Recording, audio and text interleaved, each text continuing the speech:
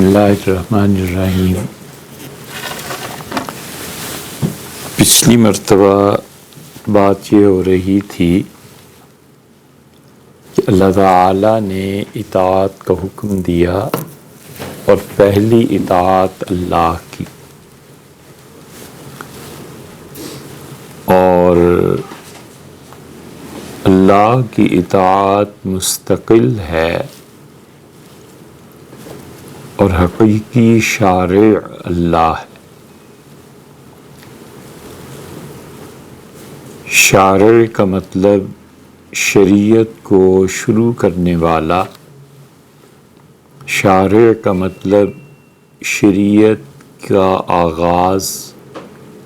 شریعت سے بھی آسان مطلب لے لیں کہ احکامات کا آغاز تو اللہ کی ذات پہلی ذات ہے اور آخری ذات ہے جو حقیقتاً مخلوق کے لیے قانون کی تدوین کرتا ہے، قانون کو نازل کرتا ہے۔ تدوین سے مراد جس حکم نے جتنی دیر تک چلنا ہے اس کی اجازت دیتا ہے، اور پھر اسی کا حکم جب غیر مؤثر اس انسانیت کے مطابق، اس کے اپنے علم اور اس کی اپنی حکمت کے مطابق ہو تو وہ اس کو منسوخ کر دیتا ہے۔ اس کے علم میں ہوتا ہے کہ انسان ابھی اتنا میچور ہوا ہے، انسان کی سوچ اب ایسی بنی ہے اور اس کو یہ حکم دینا چاہیے، اور جب یہ اتنا میچور اور ہو جائے تو پھر اس حکم کو ختم کر دیا جائے۔ اس کی بہت بڑی مثال جہاد کا شروع ہونا ہے،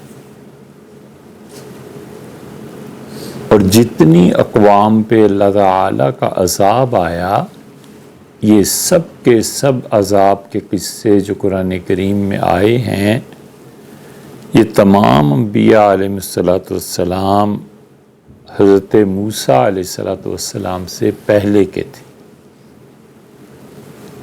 خدا کا قانون یہ تھا کہ کوئی بھی قوم جس میں دو چیزیں آ جاتی تھیں، ایک اللہ کے ساتھ شرک اور ایک کوئی ایسی بڑی غلطی، ایسا گناہ جس سے خلق خدا کو تکلیف پہنچے، یہ دو چیزیں جب چھا جاتی تھیں اس معاشرے میں تو اللہ کا عذاب آ جاتا تھا۔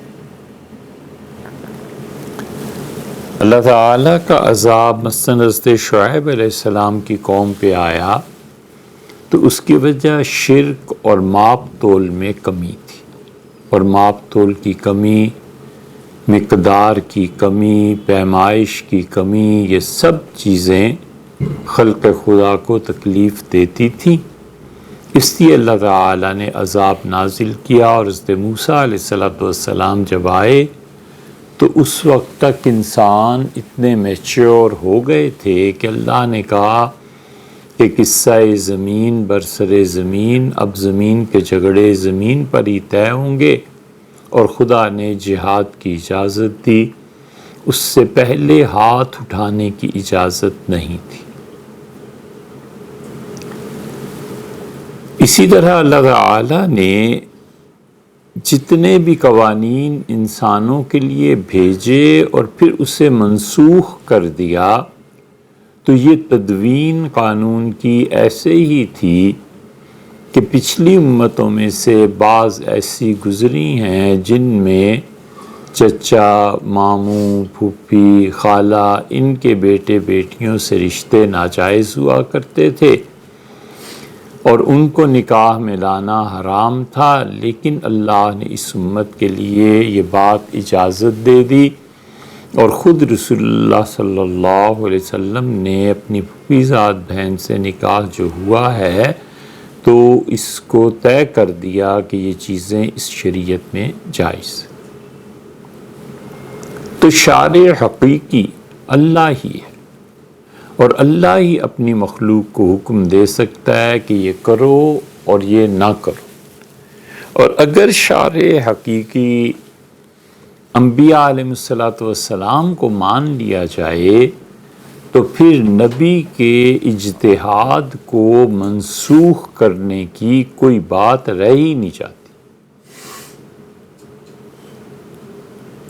اس پہ آپ ذرا غور کریں کہ اگر نبی بھی مستقل شارع ہو اور اللہ کی ہدایت پائے بغیر وہ اپنے پاس سے ایک قانون دے اور اس قانون کو خدا نبی علیہ السلام سے کہے کہ آپ نے جو کیا ہے یہ بات مناسب نہیں ہے، آپ اسے تبدیل کریں اور یوں نہیں یوں کریں، تو شارع حقیقی اگر نبی ہے علیہ السلام دوسرا، تو اللہ کو کیا ضرورت پیش آ گئی کہ اللہ نے کہا آپ اس بات کو تبدیل کیجیے۔ نبی کے اجتہاد کو خدا کا تبدیل کرنا اور نبی علیہ السلام کے اجتہاد پر اللہ کا یہ کہنا کہ یہ ٹھیک ہے اور یہ ٹھیک ایسا نہیں ہے، یہ خود اس بات کی دلیل ہے کہ اصل میں حکم اللہ کا، اور اس پہ بھری پڑی ہیں کتابیں۔ اور جن لوگوں پر حضور اقدس صلی اللہ علیہ وسلم کی محبت کا غلبہ ہے وہ اس بات کو تسلیم نہیں کرتے۔ یہ اختلاف ہے جو ان کے بقول علمی اختلاف ہے، اور وہ اس کو اپنی کتابوں میں برابر نقل کرتے ہیں، لیکن حقیقت یہ ہے کہ اللہ کا حکم بس وہ ہے اصل، اور انبیاء علیہ السلام کی اطاعت اس لیے ہے کہ نبی سب سے معتبر، بلکہ اس کے علاوہ کوئی معتبر ذریعہ ہوتا ہی نہیں ہے جو اللہ کی منشا کو بیان کرے، وہ ہوتا ہے۔ اور اگر نبی کے پاس بھی یہ اختیار ہے کہ وہ مستقل اپنی طرف سے ایک شریعت اور پابندیاں اور آزادیاں لوگوں کو دے، تو یہ اختیار پھر اس کے خلفاء میں بھی منتقل ہونا چاہیے۔ کیوں منتقل ہونا چاہیے؟ اس کی عقلاً دلیل تو خیر بحث میں آتی ہے کہ کوئی ہاں کرے کوئی نہ کرے، نقلی دلیل سب سے بڑی یہ ہے، اور یہی جواب ہے اس کا کہ سیدنا عمر رضی اللہ عنہ جو شریعت میں مختلف چیزیں کرتے رہے ہیں اور سیدنا علی رضی اللہ عنہ کرتے رہے ہیں، اس کی اصل یہ ہے ہم کیوں اسے دین کا حصہ مانتے ہیں، اس لیے کہ رسول اللہ صلی اللہ علیہ وسلم نے فرمایا علیکم بسنتی، یہ ضروری ہے کہ تم میرے طریقے پہ عمل کرو، وسنت الخلفاء الراشدین، اور جو میرے خلفاء ہوں گے جو راشد ہوں گے، صحیح معنی میں نیک ہوں گے، مہدی ہوں گے، جنہیں خدا نے ہدایت دی ہوگی، ان کے طریقے پر بھی چلنا۔ تو مآخذ صرف ایک نہیں بتایا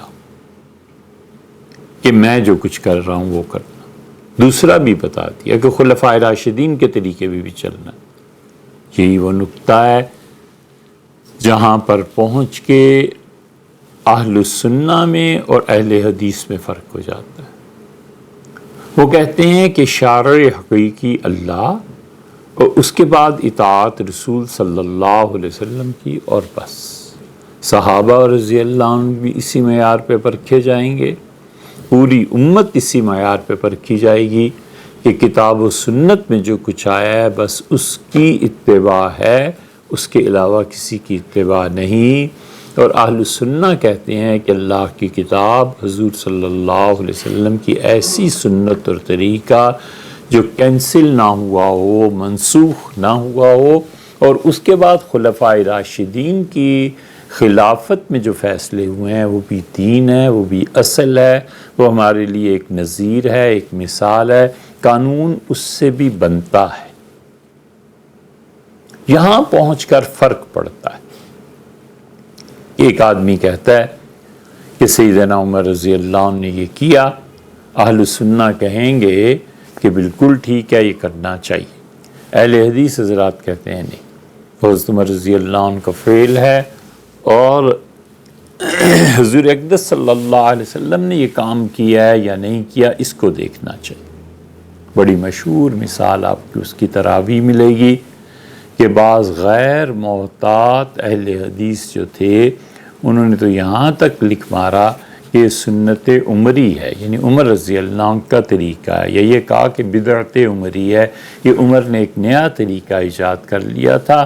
ہم اسی کو کہتے ہیں کہ یہ طریقہ صحابہ کرام رضی اللہ عنہ کی اکثریت تھی، اس وقت کہا گیا تھا، اس وقت اس بات کی تصدیق اور تصویب پوری جماعت نے کی تھی۔ ہم کیسے کہہ سکتے ہیں کہ یہ بدعت؟ یہ چیز تھی۔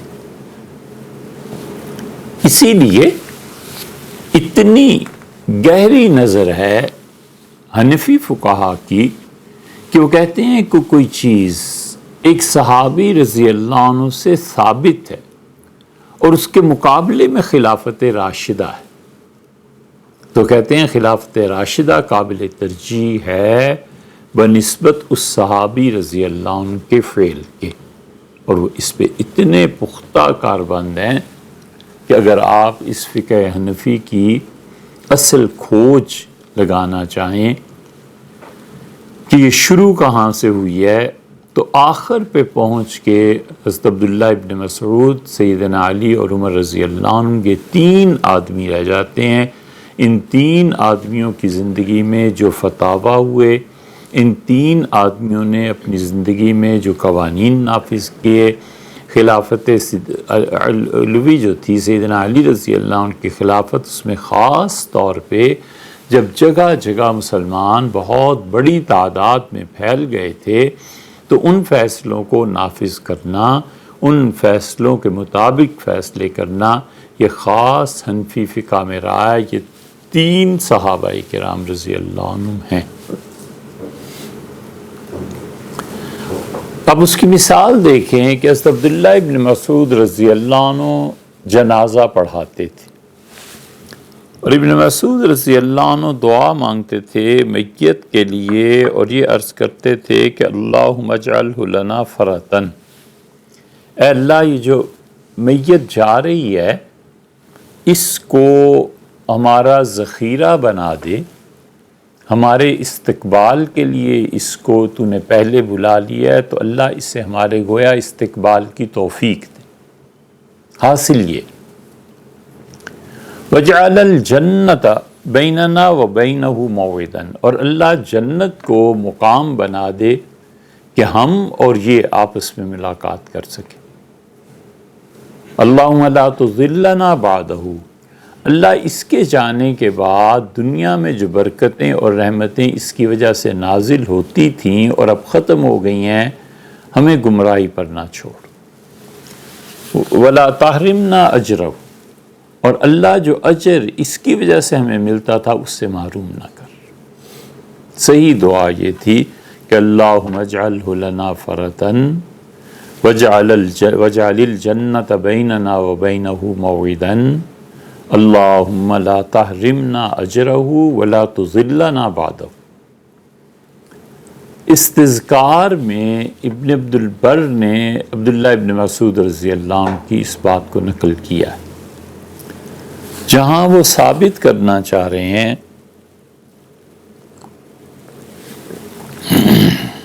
کہ جنازے کی نماز میں سلام ایک ہے۔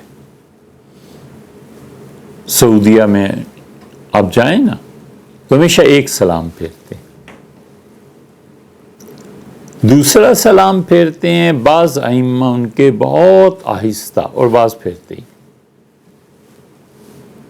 یہ حق تھا حنفیوں کا کہ یہ اس اثر کو لیتے اور یہ فتویٰ دیتے کہ ابن مسعود رضی اللہ عنہ سے صحیح طور پر ثابت ہے، مصنف عبدالرزاق میں بھی آیا ہے کہ ایک طرف سلام پھیرنا ہے بس، دوسرا نہیں۔ لیکن جب انہوں نے دیکھا کہ خلافت کا عمل اس کے خلاف ہے، سیدنا علی اور عمر رضی اللہ عنہما دونوں طرف سلام پھیرتے تھے، تو انہوں نے فقہ حنفی کے گویا یہ بانی مبانی تھے، ان کے عمل کو ترک کر دیا خلافت کی وجہ سے۔ ہمارے نزدیک حقیقی شارع اللہ اور اس کا حقیقی ترجمان اللہ کا رسول علیہ الصلاۃ والسلام ہوتا ہے۔ نبی پہلا اور آخری شخص ہوتا ہے کہ جو اللہ کی طرف سے اعلان کرتا ہے کہ یہ کام ہے اور یہ کام نہیں ہے۔ اس سے نبی ہمیشہ سچا ہوتا ہے۔ ہر سچا آدمی نبی نہیں ہوتا، سچا تو کافر بھی ہوتا ہے۔ ممکن ہے دنیا میں ہزاروں کافر ایسے موجود ہوں جنہوں نے اپنی تعلیم، تہذیب، تربیت، اپنی فطری حیا کی وجہ سے زندگی میں کبھی جھوٹ بولا ہی نہ ہو، لیکن ظاہر ہے کہ نبوت اور چیز ہے اور یہ انسانی کردار کی بلندی ایک اور چیز ہے۔ نبی اپنے کردار میں سب سے بلند ہوتا ہے، لیکن وہ سچا بھی ہوتا ہے اور اس کے ساتھ یہ دعویٰ بھی کرتا ہے کہ مجھے اللہ نے بھیجا ہے۔ ہر سچا آدمی نبی نہیں ہوتا، لیکن ہر نبی سچا ہوتا ہے۔ ہر نبی علیہ السلام جو کچھ کہتا ہے، اسی لیے نبی سے دلیل نہیں پوچھی جا سکتی کہ یہ کیوں ایسے۔ صحابہ کرام رضی اللہ عنہم نے پوچھا تو اپنی محبت کی وجہ سے، تعلق کی وجہ سے، بات کی تنقیح کرنے کی وجہ سے، ورنہ نبی در حقیقت ایسا ہوتا ہے کہ اس سے کوئی سوال نہیں پوچھا جا سکتا کہ آپ یہ کیوں کہہ رہے ہیں۔ یہ ہوتا ہے انبیاء علیہ السلام سے پوچھا گیا، خود رسول اللہ صلی اللہ علیہ وسلم سے پوچھا گیا، اور حضور اقدس صلی اللہ علیہ وسلم نے اس کے جواب میں کبھی تو یہ کہا کہ اللہ کا حکم ہے، اور کبھی یہ فرما دیا کہ میری ذاتی رائے۔ ہاجرہ کو چھوڑ کے جا رہے ہیں، صحیح بخاری میں آیا ہے کہ وہ پیچھے آئیں اور انہوں نے کہا آپ ہمیں کہاں چھوڑ کے جا رہے ہیں؟ جنگل میں بیابان ہے، جانور ہیں، پانی نہیں ہے، کچھ نہیں ہے، کدھر چھوڑ کے جا رہے ہیں؟ مراد ان کی یہ تھی۔ حضرت ابراہیم علیہ السلام چپ رہے اور چلتے رہے۔ پھر ہاجرہ نے آخر پہ آ کے کہا کہ بس اتنا تو بتا دیں کہ آپ کی ذاتی رائے ہے یا اللہ کا حکم ہے؟ انہوں نے کہا یہ اللہ کا حکم ہے۔ تو اس نے کہا کہ فَإِذَا اللَّهُ يُضِيءُ، پھر آپ تشریف لے جائیے، اللہ ہمیں ضائع نہیں کرے گا۔ جب اس نے حکم دیا ہے تو اس کے حکم کی اطاعت ہے، بس خدا ہمیں ضائع نہیں کرے گا۔ اور پھر زمزم اور یہ سارا قصہ ہو۔ حضور اقدس صلی اللہ علیہ وسلم بدر میں تشریف لائے اور صبح لڑائی ہونی ہے، اور ظاہر ہے کہ سب سے بڑا واقعہ جہاد کے سلسلے میں یہ تھا، اور آپ جانتے تھے کہ کتنا فیصلہ کن دن ہے کل کا، اور جو جگہ کا انتخاب کیا ہے لڑائی کے لیے، تو حضرت سعد رضی اللہ عنہ کا کہ حضرت یہ آپ کی اپنی رائے سے ہے یا اللہ کی طرف سے؟ ارشاد فرمایا میری اپنی رائے یہ ہے۔ ان کا اللہ کے رسول موسم خراب ہو رہا ہے، یہاں مٹی پختہ زمین ہے، اگر بارش ہو گئی تو دلدل بن جائے گی اور جم کے لڑ نہیں سکیں گے، میرا خیال ہے اس سے تھوڑا سا آگے چلتے ہیں اور وہاں ریت ہی ریت ہے، بارش ہو گئی تو ہم جم کے وہاں لڑ سکیں گے۔ اور رسول اللہ صلی اللہ علیہ وسلم اٹھو، اور جہاں ساتھ کہہ رہا ہے چلو۔ ذاتی رائے تھی، رجوع فرما لیا ایک طرح سے، فرمایا چلو وہاں چلتے ہیں۔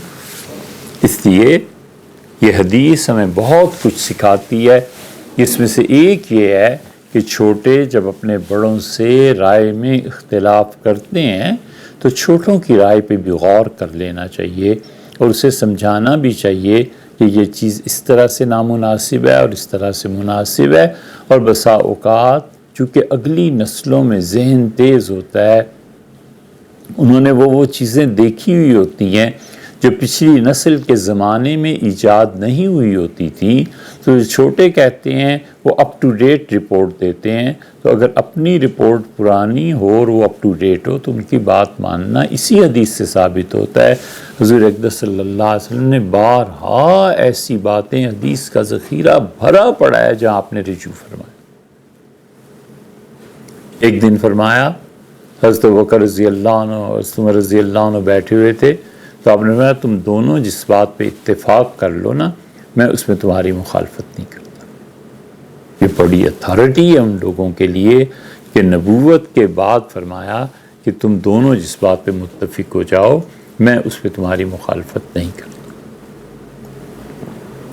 اس لیے خلافت راشدہ کے فیصلے، اگر ہم پہلے نبوت کی بات کر لیں تو شاید زیادہ مناسب رہے کہ حضور اقدس صلی اللہ علیہ وسلم حقیقی شارع نہیں تھے۔ ایسے نہیں ہے کہ انہوں نے اپنی ذات سے کوئی بات کہہ دی اور وہ قانون بن گئی اسلام میں۔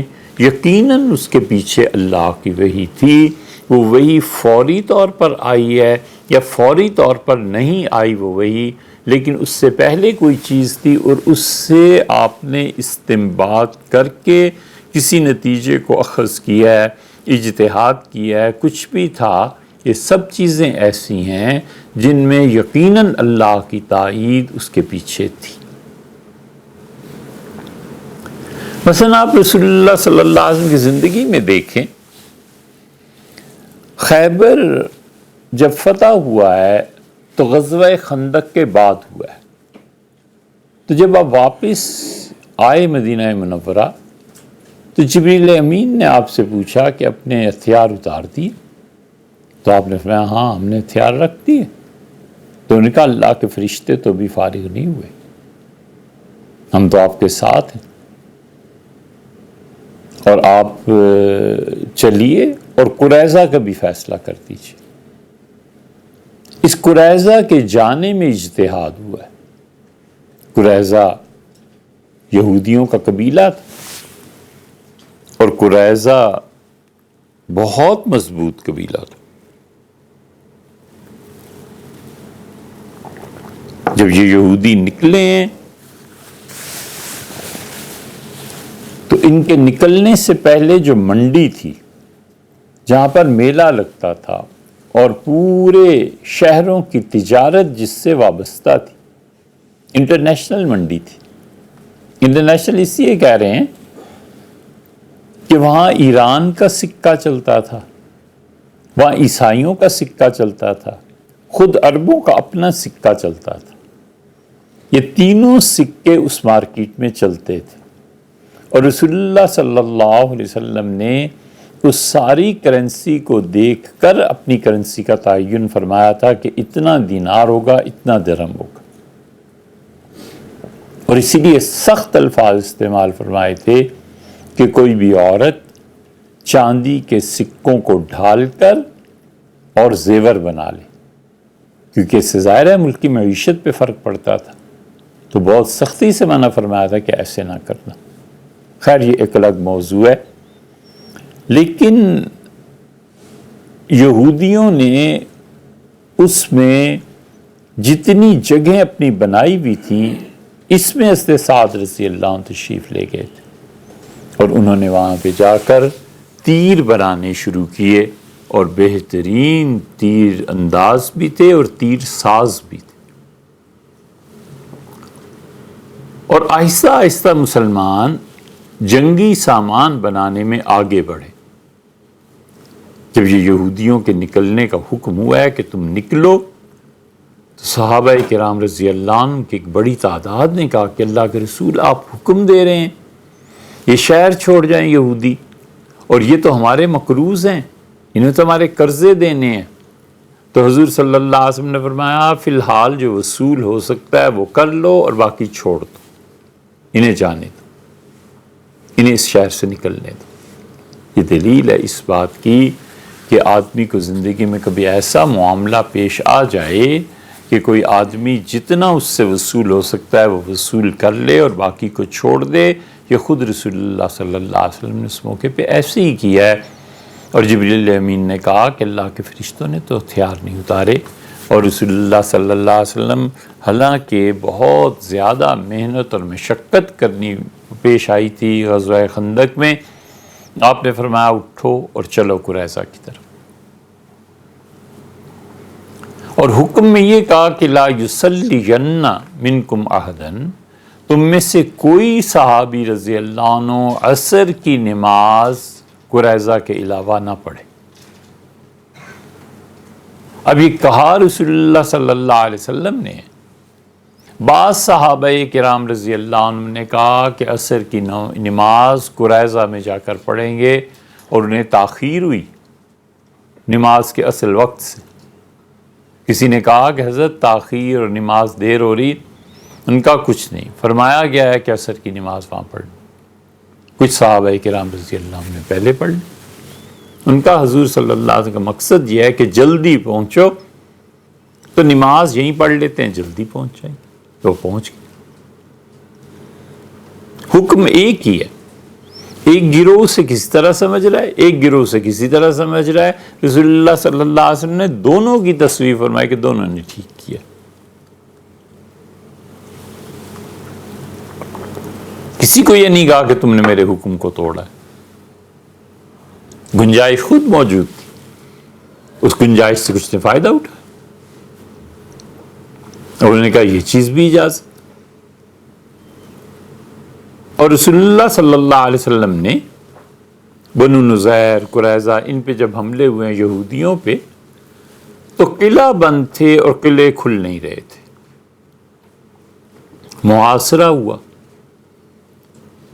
اور جب دیکھا رسول اللہ صلی اللہ علیہ وسلم نے کہ وقت زیادہ ہو رہا ہے، دنیا کے اور کام بھی ابھی کرنے ہیں، مدینہ منورہ جانا ہے، سنبھالنا ہے، کام اور بھی ہیں، آپ نے کہا کہ ان قلعوں کا پانی بند کر دو۔ پانی کے جو چشمے ادھر کا بہاؤ تھا وہ رکوا دیے اور پانی بند ہو گیا۔ اور دوسرا حکم آپ نے یہ دیا کہ کھجوروں کے جو باغات ان کے ہیں، کھجوریں ہیں، لدے پھندے ہیں، پھل ہے، سارے سالوں کی محنت ہے، آپ نے فرمایا انہیں کاٹ دو، اس جگہ سے اتنے درخت کاٹو۔ یہودیوں نے جب دیکھا جنگ میں کہ یہ ہو رہا ہے تو دروازے کھول دیے انہوں نے، اور پھر آگے پوری تاریخ ہے جو ہوا سو۔ اعتراض رسول اللہ صلی اللہ علیہ وسلم پہ یہ ہوا کہ آپ باغات اجاڑنے سے منع کرتے تھے، خود آپ نے باغات اجاڑے۔ آپ ہمیشہ کہتے رہے ہیں کہ لوگوں کے ذرائع معاش جو ہیں انہیں ختم نہ کرنا، آپ نے خود یہ کام کیا ہے۔ آپ نے کہا تھا فصلیں نہ اجاڑنا، خود فصل اجاڑی، اور یہ پروپیگنڈا ہوا اور بہت زور و شور سے ہر جگہ عربوں میں آواز گونجی کہ نبی جو خود کہتا ہے وہ کرتا نہیں ہے، حتیٰ کہ اللہ تعالیٰ نے آیات نازل کی۔ اللہ نے کہا ما قطعتم من لینۃ او ترکتموہا، وہ جو کھجوروں کے درخت آپ نے کٹوا دیے ہیں یا آپ نے چھوڑ دیے ہیں، قائمۃ علی اصولہا، اور وہ اپنی تنوں پر قائم ہیں، کھجوریں اس میں بھرپور آ رہی ہیں، یہ سب چیزیں چل رہی ہیں، دونوں کام جو آپ نے کیے ہیں، کٹوانا اور چھوڑ دینا باذن اللہ، یہ اللہ کے حکم سے کی۔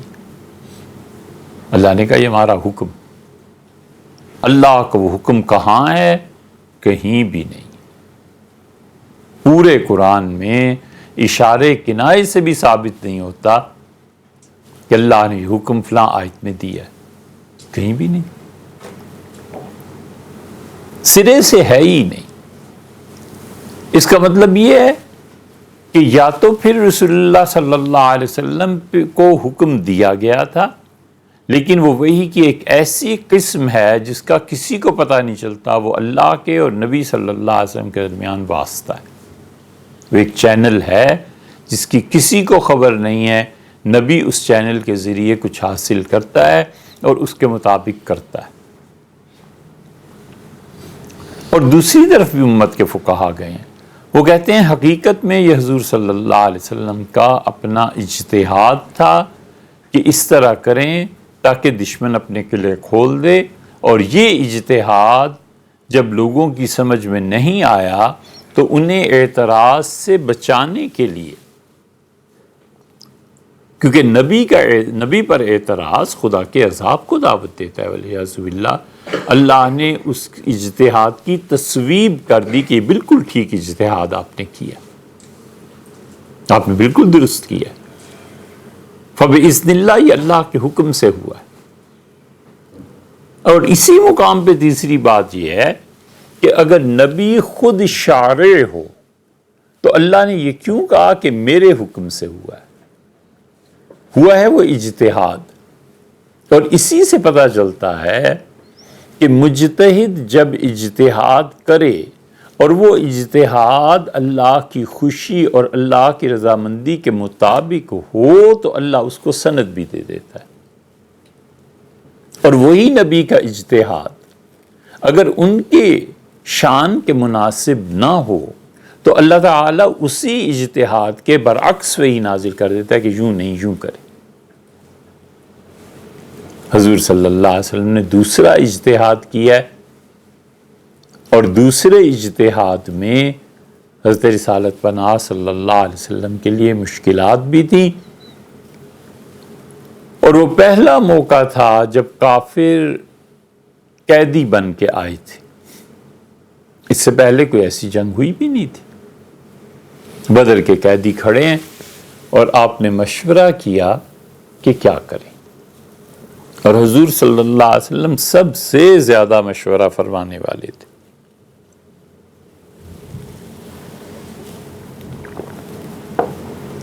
انس رضی اللہ عنہ کہتے ہیں کہ میں نے رسول اللہ صلی اللہ علیہ وسلم سے زیادہ اپنے چھوٹوں سے مشورہ کرنے والا کسی کو نہیں دیکھا.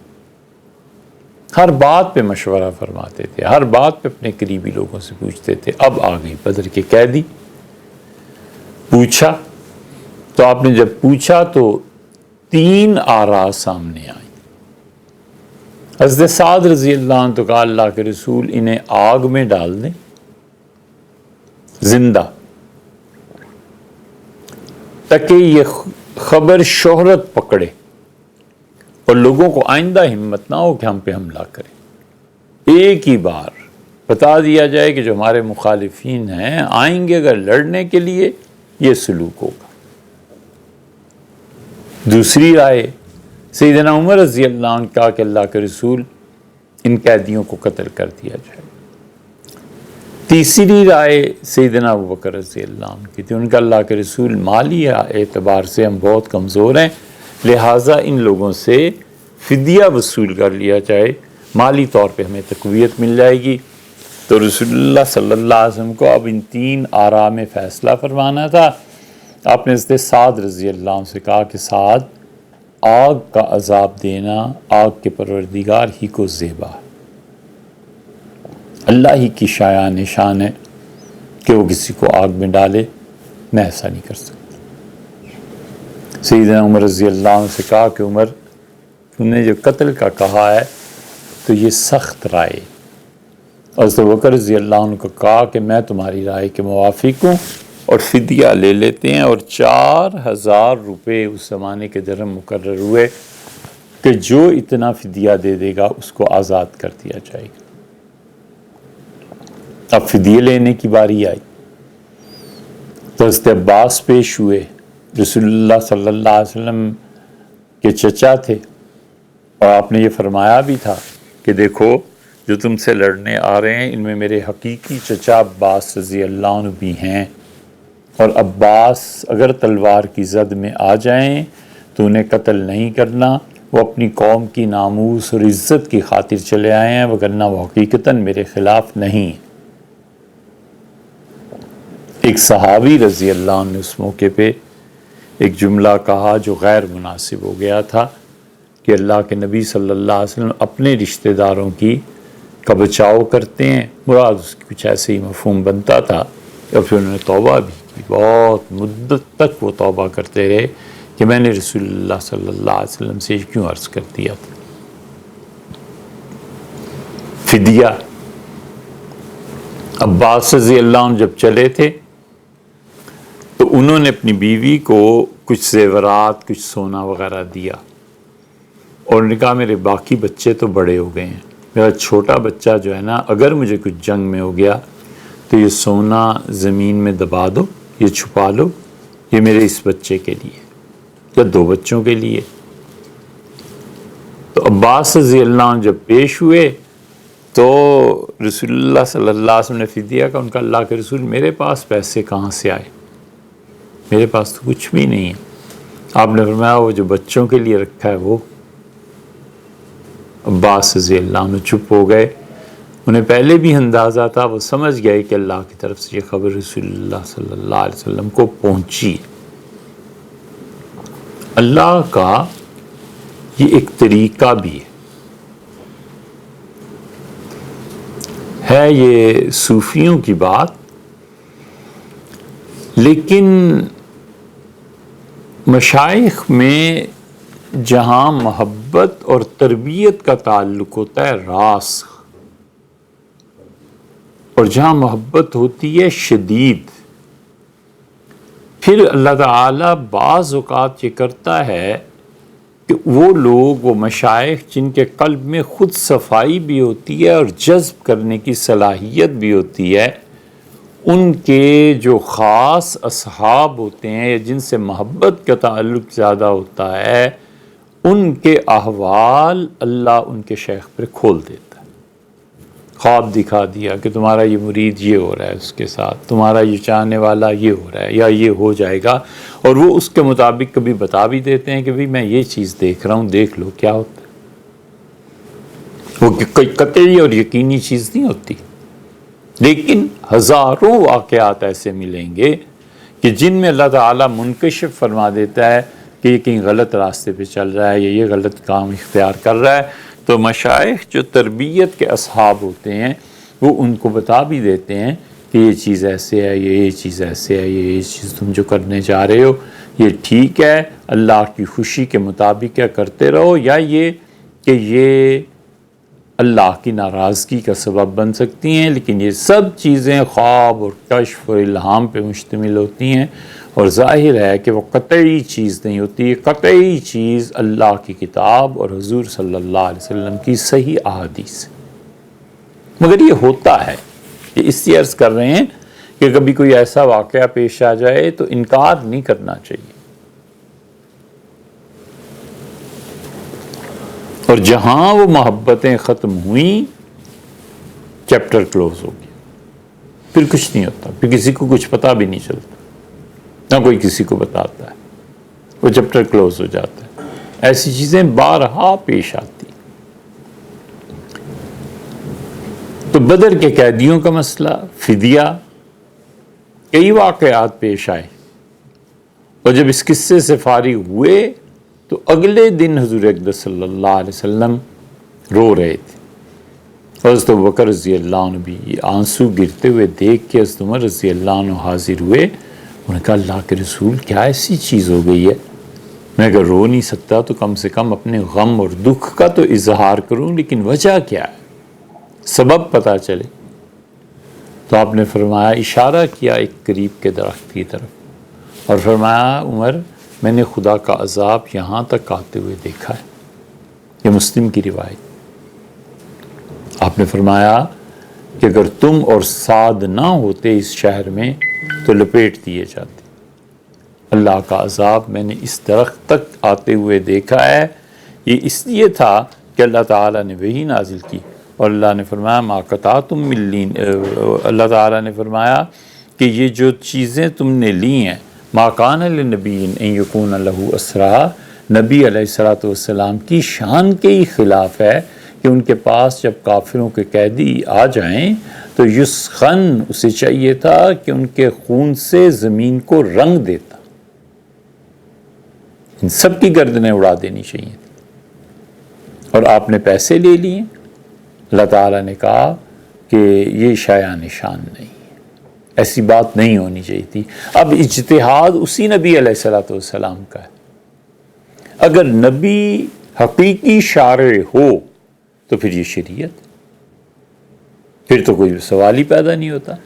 اللہ کا وحی کو نازل کرنا اس معاملے میں، اور حضور اقدس صلی اللہ علیہ وسلم کو بتانا کہ یوں نہیں یوں کرنا ہے، یہ بات ٹھیک ہے اور یہ بات زیادہ ٹھیک نہیں ہے، یہ سب چیزیں اسی وقت ہیں جب اللہ حقیقی شارع ہے، اور نبی اور غیر نبی کے اجتہاد میں یہی فرق ہوتا ہے کہ یہی فیصلہ پوری امت مل کے کرتی۔ فرض کر لو ایک لمحے کے لیے، پوری امت تو نہیں کہنا چاہیے، ائمہ مجتہدین کو لے لیتے ہیں، کوئی بھی یہ کام کرتا، حضرت عمر ابوبکر رضی اللہ عنہما یہ کام کرتے، کبھی وحی نہ آتی، کہ وحی تو نبوت کا خاصہ ہے، ان کو کیوں وحی آتی؟ اسی وجہ سے رسول اللہ صلی اللہ علیہ وسلم تم میں سے جو اجتہاد کرتا ہے اور اس کا اجتہاد اللہ کی خوشی اور مرضی کے مطابق ہوتا ہے تو وہ تو 2 اجر اسے ملتے ہیں، ایک محنت کرنے کا، ایک اللہ کی خوشی تک پہنچنے کا۔ اور جو اجتہاد کرتا ہے اور وہ اللہ کی مرضی کے مطابق نہیں ہوتا تو اسے ایک ثواب ملتا ہے محنت کرنے کا۔ دونوں میں فرق ہو گیا۔ لیکن اجتہاد وہ کرے جو اجتہاد کا اہل ہو، وہ کرے۔ یہ تھوڑا ہی ہے کہ ایک حدیث پڑھی اور اجتہاد شروع ہو گیا، اور قرآن کا ترجمہ بھی نہیں آتا تو اجتہاد شروع ہو گیا۔ ہم نے اسلام آباد میں ایک مجتہد دیکھے، اللہ تعالیٰ مغفرت فرمائے، بیچارے انتقال کر گئے، چیف جسٹس تھے، اور وہ ایک آیت پر بحث کر رہے تھے تو پوچھا حضرت اس آیت کو آپ قرآن کریم، کہنے لگے ہاں میں قرآن پڑھتا ہوں لیکن انگلش والا پڑھتا ہوں کہ مجھے عربی آتی نہیں، وہ رومن عربک جو لکھی ہوتی ہے نا، کہنے لگے وہ والا پڑھتا ہوں کیونکہ قرآن ناظرہ پڑھا ہے۔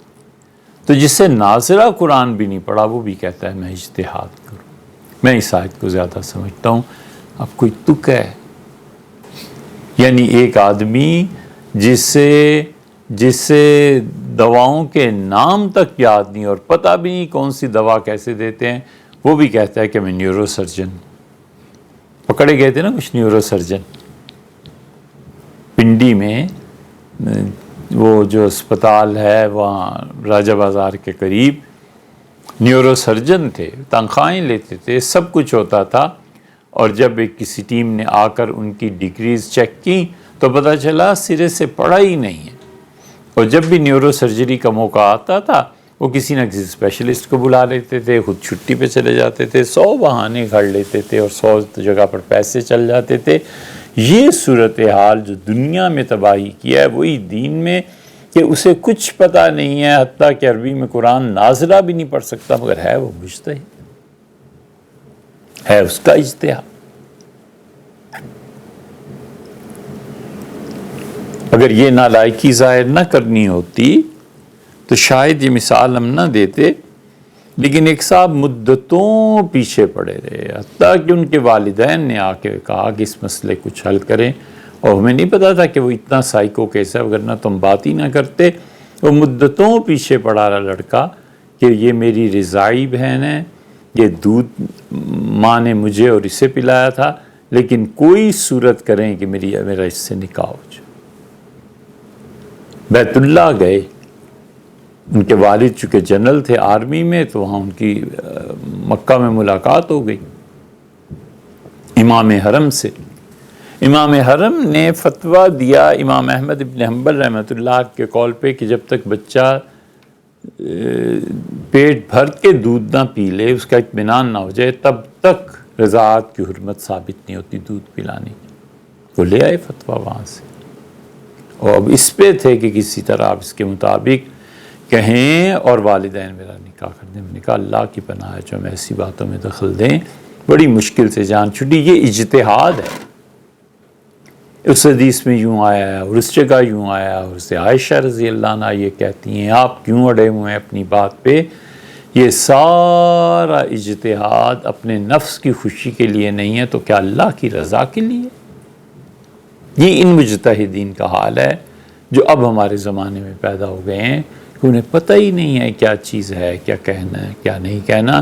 تو اس لیے وہ جو حقیقت میں اجتہاد رسول اللہ صلی اللہ علیہ وسلم نے فرمایا ہے، یہودیوں کے معاملے میں اللہ نے اس اجتہاد کے لیے بظاہر کوئی وحی نازل نہیں کی، لیکن باطن میں کوئی اشارہ دیا ہوگا یا فرمایا ہوگا، یا رسول اللہ صلی اللہ علیہ وسلم کا اجتہاد ہوگا، اس کی تصویب ہوگی، فرمایا اللہ کے حکم سے۔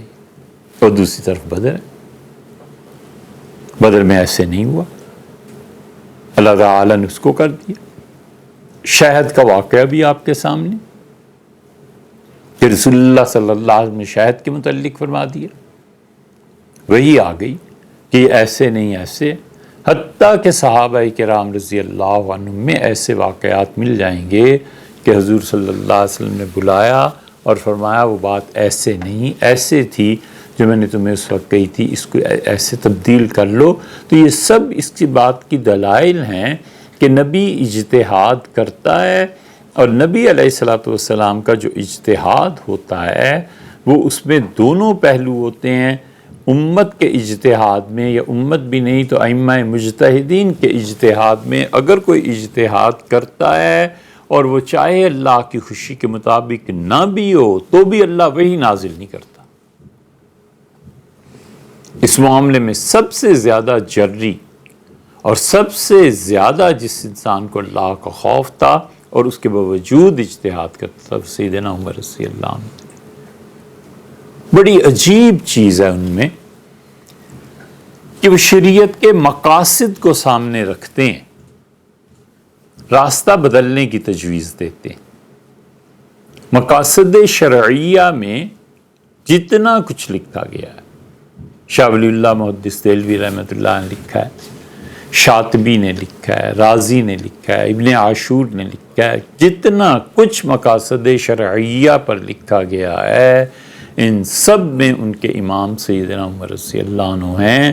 قرآن کریم کی نصوص سامنے ہیں، حدیث کے سنے ہوئے جملے رسول اللہ صلی اللہ علیہ وسلم سے سامنے ہیں، اس کے باوجود اپنے اجتہاد سے اصل چیز تک پہنچ جاتے ہیں اور درمیان کے طریقے کو بدل دیتے ہیں۔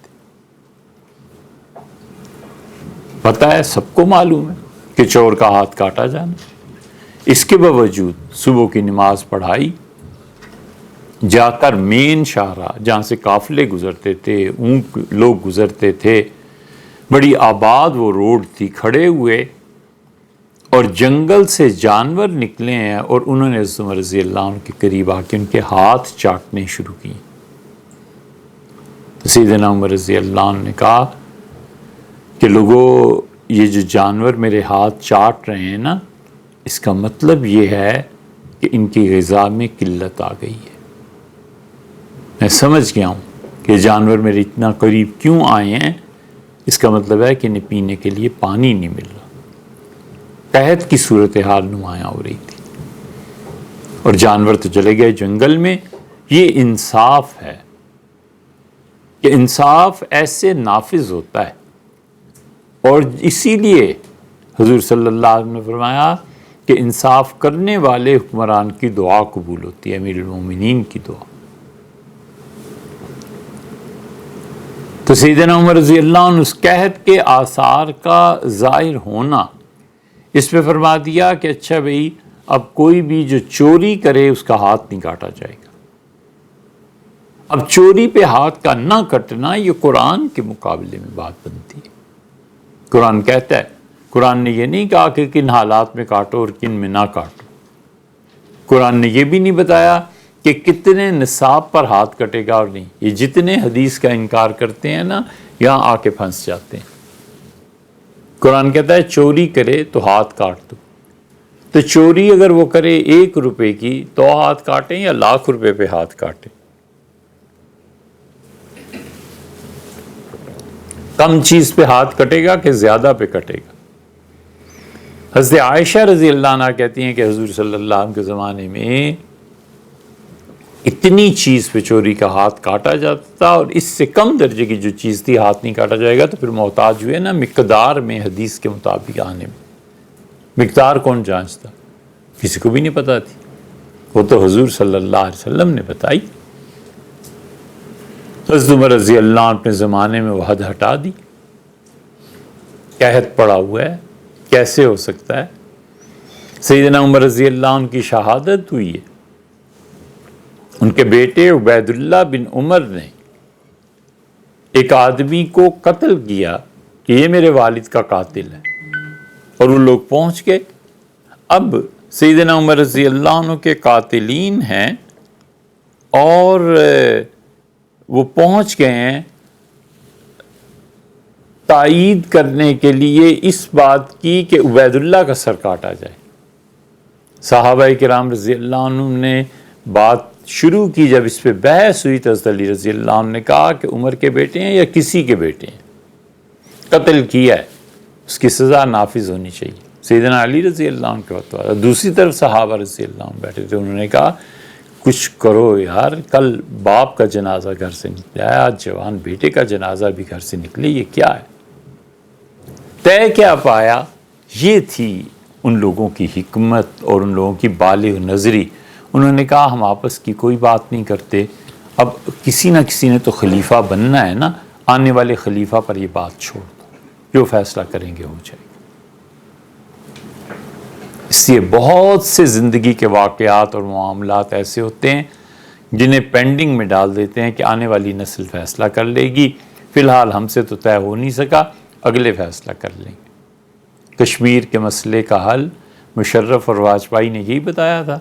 انہوں نے کہا 50 سال ٹھہر جاؤ، فی الحال فنکشنل جو گورنمنٹس ہیں ایسے ایسے کر لیتے ہیں، اور مشترکہ طور پہ کشمیر کو چلانے کے لیے دونوں حصوں کو ایک متعین کر دیتے ہیں کہ کون اس کو سنبھالیں گے، کچھ ہندوستان کے کچھ پاکستان کے، اور 50 سال کے لیے بالکل خاموشی اختیار کر لیں تاکہ ملکوں کے اور وسائل، اسباب، ذرائع، تجارت، ترقی، یہ چیزیں بڑھتی رہیں. 50 سال بعد آنے والے سوچ لیں گے کہ انہوں نے کیا کرنا ہے، فی الحال ہم اس کو کچھ نہیں کہتے. یہ بھی تو ایک حل ہے. انہوں نے کہا چھوڑ دو، ہم کیوں اس بحث میں پڑیں، آئیں گے امیر المومنین جو بھی، وہ خود فیصلہ کر لیں گے. امیر المومنین آئے عثمان رضی اللہ عنہ، پھر شورا ہوئی، پھر حضرت علی رضی اللہ عنہ رائے دی، پھر دیگر صحابہ رضی اللہ عنہ رائے دی. تو انہوں نے کہا علی یہ بتاؤ کہ اس خون کا دعوے دار پہلا کون ہے، کس کی ذمہ داری بنتی ہے؟ تو انہوں نے کہا خلافت کی. یہ ہے وہ نقطہ نظر جو ہم کہتے ہیں کہ حدود کا نفاذ حکومت کی ذمہ داری ہے، فرد واحد کی نہیں. ہمارا جچا تلا موقف ہمیشہ یہ رہا ہے کہ قانون کا نفاذ حکومت کی ذمہ داری ہے، فرد واحد کو آپ حد جاری کرنے کا اختیار کیسے دے سکتے ہیں؟ اس طرح اگر کریں تو معاشرہ بالکل بے لگام ہو جائے. ہر کوئی کہے کہ شریعت میں یہ آیا لہٰذا میں نے یہ نافذ کر دی.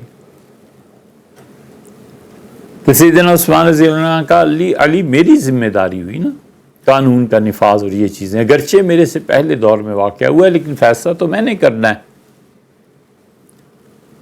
تو ان کا جب سب سے زیادہ میرا حق بنتا ہے اور میں خود اس خون کو معاف کر دیتا ہوں تو پھر کیا رکاوٹ ہے؟ سیدنا عمر رضی اللہ عنہ کا خون، اس کا بدلہ لینا سب سے زیادہ میری ذمہ داری ہے. میں کہتا ہوں اس خون کو میں نے معاف کیا تو اب کیا ہو سکتا ہے؟ خاموش ہو گئے، وہ چپ ہو گئے. حضرت عثمان رضی اللہ عنہ کا میں یہ فیصلہ نہیں کروں گا، میں یہ فیصلہ کرتا ہوں کہ یہ خون جو تھا جو اس کا ہوا ہے، نہیں حضرت عمر رضی اللہ عنہ کا نہیں، اس آدمی کا جسے مارا گیا ہے، اس خون کی سب سے بڑی ذمہ داری میری ہے، اور میں اس خون کو معاف نہیں کر رہا بلکہ ورثاء کو پیسے دے رہا ہوں، اور پیسے میں مجھے دینے چاہیے بیت المال سے، میں اس کو بھی ختم کر رہا ہوں، میں اپنی ذاتی حیثیت سے پیسے ادا کر دوں گا، دیت ادا کر دوں گا. انہوں نے بہترین فیصلہ کر دیا. سیدنا عمر رضی اللہ عنہ کو خون کا نہیں، اس خون کا جو ان کے بیٹے عبید اللہ ابن عمر نے جس آدمی کو قتل کیا تھا کہ میرے والد کے قاتل ہیں، سیدنا عثمان رضی اللہ عنہ نے اپنی ذمہ داری قبول کی. پھر پیسہ بھی اتنے محتاط تھے بیت المال کے بارے میں کہ انہیں پیسہ حکومت کا نہیں استعمال کیا، اپنی ذات سے پیسہ دے دیا. یہ سب اجتہادی امور ہے جو خلفائے راشدین نے کیے ہیں. خلافت راشدہ میں بہت بڑا مسئلہ پیش آ گیا کہ شراب کی حد کیا ہے. حضور صلی اللہ علیہ وسلم نے شراب پہ مختلف چیزیں جاری فرمائی ہیں. کبھی یہ فرمایا کہ یہاں سے ایک ٹہنی کو توڑو اور اسے مارو، عقل کرے آئندہ نہ نشے میں آئے. کبھی فرمایا کہ اچھا اپنی جو چادر ہے اس کو گرا دے لو اور وہ جو گانٹھ اس میں بن جائے اس سے مارو. کبھی فرمایا 40 درے لگاؤ. حد کیا ہے؟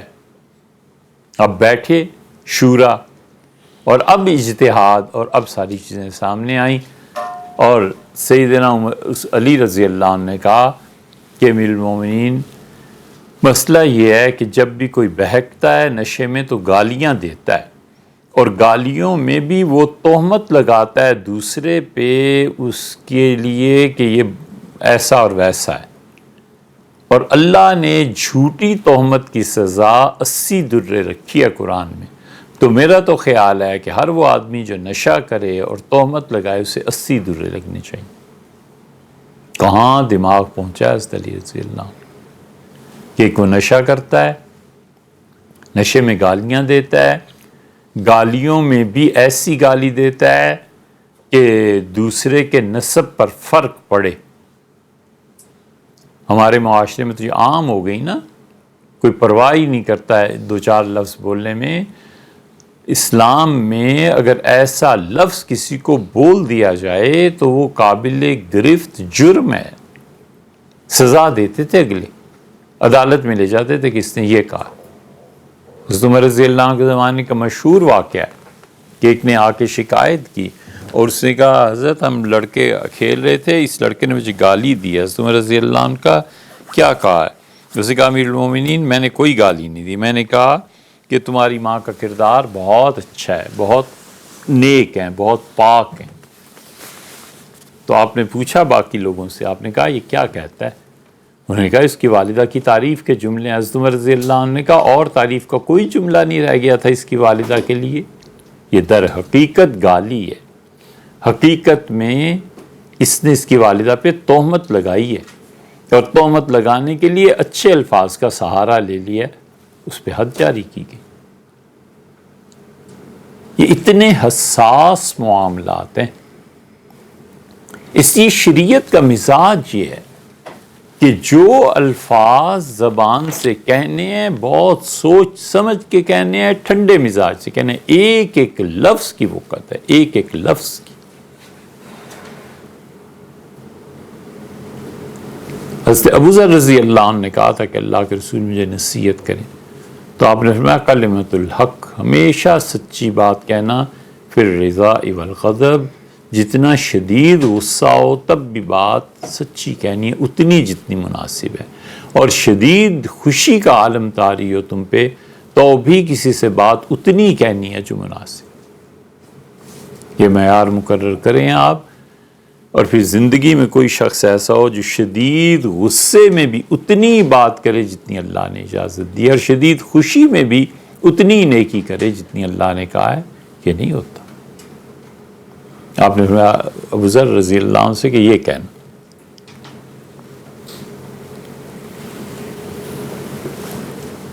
ابوذر رضی اللہ عنہ چوتھے یا پانچویں مسلمان تھے، وہ اتنے قدیم الاسلام تھے، ان کے بھائی نے جا کر انہیں بتایا تھا کہ مکہ میں ایک شخص پیدا ہوا ہے، ایسے ایسے دعوے کرتا ہے۔ تو ابوذر رضی اللہ عنہ پھر مکہ مکرمہ حاضر ہوئے، اور وہ کہتے تھے کہ 40 دن میں رہا بیت اللہ میں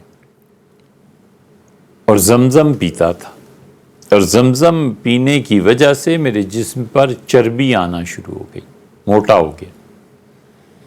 اسی لیے رسول اللہ صلی اللہ علیہ وسلم نے فرمایا کہ بھوک اور پیاس دونوں کے لیے بیک وقت اگر ایک چیز کا استعمال کرنا ہو تو یا وہ دودھ ہے یا زمزم ہے۔ یہ دونوں چیزوں کے متعلق فرمایا کہ زمزم بھوک بھی مٹاتا ہے، پیاس بھی، اور دودھ بھی۔ ابوذر رضی اللہ عنہ کہتے ہیں کہ جب 40 دن گزرے تو پھر ایک لڑکا مجھ سے ملا، اس نے کہا کیا بات ہے، میں آپ کو دیکھتا ہوں چچا آپ ہمیشہ۔ انہوں نے کہا میں اس طرح آیا ہوں، ان کا آئے میرے گھر میں رات گزاری۔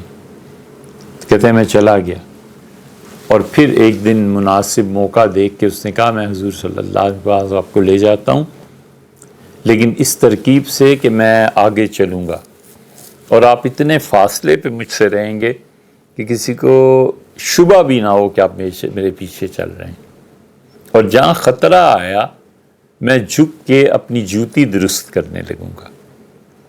تو میں جوتی جب ٹھیک کرنے لگوں تو آپ سمجھ جائیے گا کہ خطرہ ہے، آپ چلے جائیے گا جہاں بھی چاہیں، رکنا نہیں۔ وہ کہتے ہیں میں اس طرح گیا تھا رسول اللہ صلی اللہ علیہ وسلم کے پاس، اور 5ویں آدمی تھے جنہوں نے اسلام قبول کیا، اتنے قدیم الاسلام تھے۔ اور لڑکا جس نے رہنمائی کی تھی سیدنا علی رضی اللہ عنہ تھے، 10-12 برس کے ایسے ہی تھے، یا کچھ کم زیادہ ہوں گے۔ تو وہ لے کے گئے تھے حضور صلی اللہ علیہ وسلم کے پاس، اور ابوذر رضی اللہ عنہ کہتے ہیں پھر میں نے آپ سے سیکھا نماز وغیرہ چیزیں، پھر میں چلا گیا اور اپنی قوم میں رہا، حتیٰ کہ رسول اللہ صلی اللہ علیہ وسلم مدینہ منورہ کئی برس کے بعد ہجرت کر کے گئے ہیں مدینہ منورہ، تو پھر ابو ذر رضی اللہ عنہ حاضر ہوئے وہاں پہ مدینہ منورہ، پھر وہ ساتھ ہی رہے، درمیان میں بڑا طویل وقفہ آ گیا اور ابو ذر رضی اللہ عنہ کو حضور صلی اللہ علیہ وسلم نے کہا تھا کہ ابو ذر تمہاری نماز جنازہ تم اکیلے رہتے ہو نا، تو تم اکیلے ہی انتقال کرو گے اور تم اکیلے اٹھائے جاؤ گے، قیامت میں بھی تم اکیلے ہی رہو گے۔ ناصری تربت پہ میری عبرت کے لیے لکھوا دو، طول کھینچا ہے یہاں تک شب تنہائی میں، تو بالکل تنہا رہے، عمر بھر تنہا رہے۔ حضور صلی اللہ علیہ وسلم آتا ابو ذر دنیا میں اس وقت سب سے بہترین لوگ میری امت کے ہوں گے جو تمہارا جنازہ پڑھیں گے۔ اسی لیے ابو ذر رضی اللہ عنہ، قصہ کیا ادھورا چھوڑیں، ابو ذر رضی اللہ عنہ جب آخری وقت آیا تو ان کی اہلیہ رو رہی تھیں کہ اس بیابان میں ابو ذر اکیلے اور اب آپ کا انتقال ہو رہا ہے، تو انہوں نے کہا گھبراؤ نہیں، مجھ سے وعدہ کیا گیا ہے کہ اس امت کے سب سے اچھے لوگ آئیں گے اور میرا جنازہ پڑھائیں گے، اور یہ جو ایک بکری ہے نا، یہ ذبح کر کے سالن تیار کرو، اور جب وہ لوگ آئیں تو وہ جانے کے لیے جلدی کریں گے، انہیں میرا کہنا کہ اس نے قسم دی ہے آپ کھانا کھا کے جائیں گے۔ یہ اتنے فیاض تھے ابو ذر رضی اللہ عنہ، اور ابو ذر رضی اللہ عنہ کا انتقال ہوا، اور ایک خادم تھا، ایک وہ تھی اہلیہ، انہوں نے جنازہ اٹھا کے مین شاہراہ پہ رکھ دیا، تو گرد اڑی ہے، تو بیوی کو اطمینان ہوا کہ کچھ لوگ آ رہے ہیں۔ جب وہ آئے ہیں اور جنازہ دیکھا تو انہوں نے پوچھا یہ کون ہے؟ تو بیوی نے کہا کہ ابو ذر ہیں اور ان کا انتقال ہو گیا ہے۔ اور وہ جو روڈ تھی وہ یا تو عبداللہ ابن مسعود رضی اللہ عنہ حج کرنے جا رہے تھے یا حج کر کے کوفہ واپس تشریف لے جا رہے تھے، دونوں طرح کی روایات ملتی ہیں۔ تو ابن مسعود رضی اللہ عنہ اترے اور انہوں نے ابو ذر رضی اللہ عنہ کی میت کو چوما اور پھر انہیں گلے لگایا، نہیں جھک گئے، اور بار بار کہتے رہے اخی و خلیلی، میرا بھائی، میرا بڑا اچھا دوست، میرا پیارا دوست، اور کہا رسول اللہ صلی اللہ علیہ وسلم نے تمہارے بارے میں ابو ذر کہا تھا کہ تم زندگی میں بھی اکیلے رہو گے، قیامت میں بھی اکیلے اٹھائے جاؤ گے۔ جنازہ انہوں نے پڑھایا۔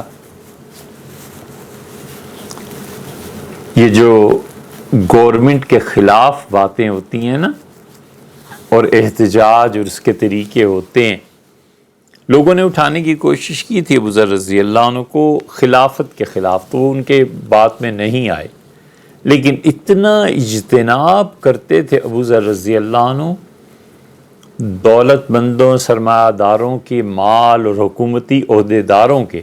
حکومتی عہدیدار کون ہے؟ حضرت عثمان رضی اللہ عنہ کا دور ہے، اور عبداللہ ابن مسعود رضی اللہ عنہ حکومتی عہدیدار ہے۔ یہ سب نیک متقی آدمی، لیکن ابو ذر رضی اللہ عنہ نے کہا کہ جو شخص حکومت کا کوئی کام کرتا ہے اس کے پیسے سے مجھے کفن نہ دینا۔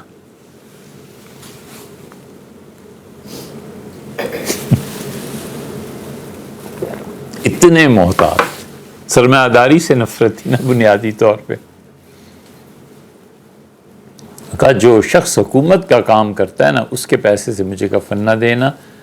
تو پھر ابن مسعود رضی اللہ عنہ نے پوچھا تو معلوم ہوا کہ ایک لڑکے کو 2 چادریں اس کی والدہ نے احرام کے لیے دی تھیں اپنے ہاتھ سے سوت کاٹ کے چرخے پہ، تو وہ پھر لی گئیں حضرت ابو ذر رضی اللہ عنہ کے کفن کے لیے۔ اتنے زیادہ وہ دولت مندوں سے، سرمایہ داروں سے، حکومتی عہدیداروں سے دور رہتے تھے کہ معاشرے میں، سوسائٹی میں دولت کی غلط تقسیم۔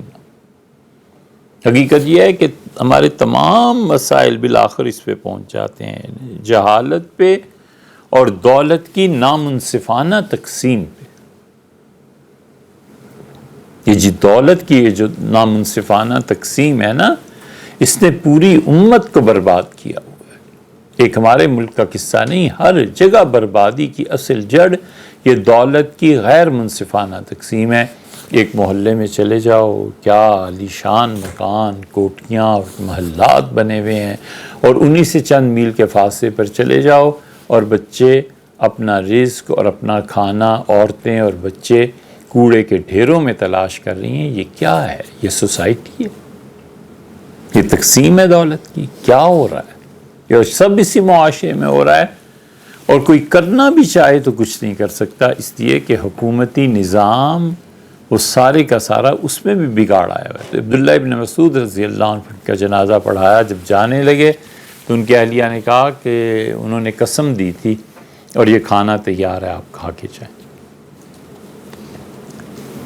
تو ابوذر رضی اللہ عنہ سے کہا تھا کہ ابوذر، غصے میں بھی اور خوشی میں بھی بات اتنی کرنی ہے جو مناسب ہے، بس اس سے زیادہ نہیں بولنا۔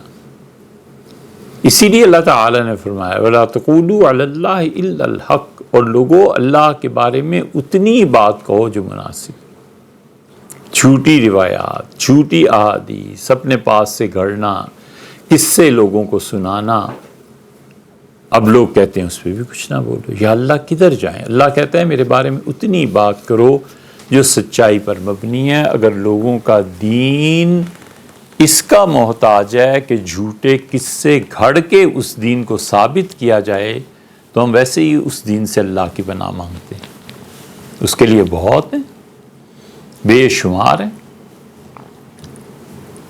ہر زمانے میں محدثین خاص طور پر اس چیز کو چیک کرتے رہے ہیں کہ کون سی حدیث صحیح ہے، کون سی غلط، کون ہمارے زمانے میں جھوٹ بولتا ہے، کون ہمارے زمانے میں سچ بولتا ہے۔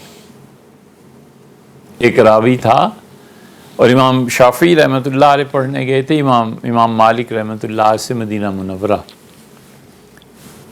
تو کہتے تھے کہ امام مالک رحمۃ اللہ علیہ اس آدمی کو بہت برا بھلا کہتے تھے، وہ حدیثیں گھڑتا تھا اپنے پاس سے۔ تو مجھے بڑا تعجب ہوتا تھا کہ امام مالک رحمۃ اللہ علیہ اتنی جرح اس انسان پہ کرتے ہیں، اسے اتنا برا بھلا کہتے ہیں۔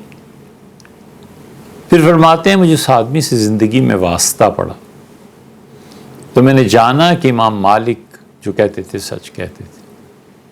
کسی نے ایک دن پوچھ لیا امام شافعی رحمۃ اللہ علیہ سے کہ حضرت آپ کی اس آدمی کے بارے میں کیا رائے ہے؟ تو کہنے لگے جھوٹا ہے، اتنا جھوٹا کہ لا الہ الا اللہ کہے تو بھی جھوٹ ہے۔ اسے کہا لا الہ الا اللہ تو حق کا کلمہ ہے، سچائی ہے، کلمہ ہے۔ تو انہوں نے کہا میرا مطلب یہ ہے کہ وہ لا الہ الا اللہ بھی کہے نا تو ایمان کی خاطر نہیں کہہ رہا، یہ لا الہ الا اللہ پڑھ کے کچھ اور چیز حاصل کرنا چاہتا ہے، یہ اپنے مطلب اور مقصد میں اتنا جھوٹا شخص۔ یہ واقعہ بہت یاد آتا تھا رحمان ملک کے دور پہ کہ لا الہ الا اللہ کہے تو بھی جھوٹا، بہت یاد آتا تھا۔ اب تو وہ مزارات پہ حاضری دیتے ہیں۔ تو وہ جو ابوذر رضی اللہ عنہ سے کہا کہ بالکل حق میں بھی، خوشی میں بھی اور غضب میں بھی، غصے کی حالت میں بھی بات بالکل ٹھیک کہنی ہے، یہ وہ معیار ہے جو امت میں رہا ہے۔ سیدنا عمر رضی اللہ عنہ اسی معیار کے آدمی، باقی لوگ اسی معیار پہ پرکھے۔ حضرت عثمان رضی اللہ عنہ نے قتل کا فیصلہ کرنے کیسی زبردست بات کی کہ انہوں نے کہا میرے ذمہ ہے نا اس آدمی کا قتل، میں اس کا دیت ادا کر دیتا ہوں اس کے ورثاء کی مرضی سے، اور دیت بھی پھر تمہارے بیت المال سے نہیں لیتا، پاس سے دے دیتا۔ ایسے محتاط لوگ تھے۔ اس لیے حقیقت میں شارع حقیقی اللہ ہے، اور نبی علیہ الصلوۃ والتسلیم اللہ کے حکم کو پھر اس کی تشریح کرتے ہیں۔ اس لیے اللہ تعالیٰ نے فرمایا کہ اطیعوا اللہ، اللہ تعالیٰ کی اطاعت کرو، کیونکہ اللہ وہ دو چیزوں کی قیود سے مبرہ ہے۔ اللہ تعالیٰ نے قرآن کریم میں فرمایا لیس کمثلہ شیء، اللہ جیسی کوئی چیز نہیں ہے۔ یہ اتنی بڑی بات ہے کہ بس چلے تو بیت اللہ کے پردوں پہ کڑوا دینا چاہیے، لیس کمثلہ شیء۔ اتنی بڑی آیت ہے، دنیا کے تمام علوم اور دنیا کی تمام چیزیں، ساری کی ساری کائنات کے علوم گھرے ہوئے ہیں دو قیود کے درمیان، اتنا یا اتنا، مقدار میں ہی بات کرتے ہیں، اتنا یا اتنا۔ اس قاعدے سے آپ باہر نکل کے دکھائیں۔